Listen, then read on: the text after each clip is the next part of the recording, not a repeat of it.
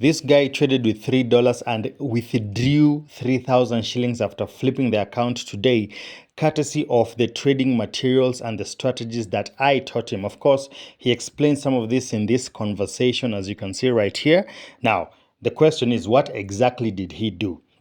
I have a trading document which explains how you enter the market, when to enter the market, what to look for, and when to exit the market anytime you're trading rise and fall, because that is what I focus on, rise and fall. So this strategy is what he used. Bear in mind, this guy is only 7 days old in the business.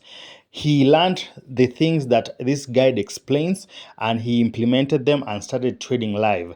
He has actually managed to do that, and this is just how the setup of your account will look like once you start understanding how to analyze the market.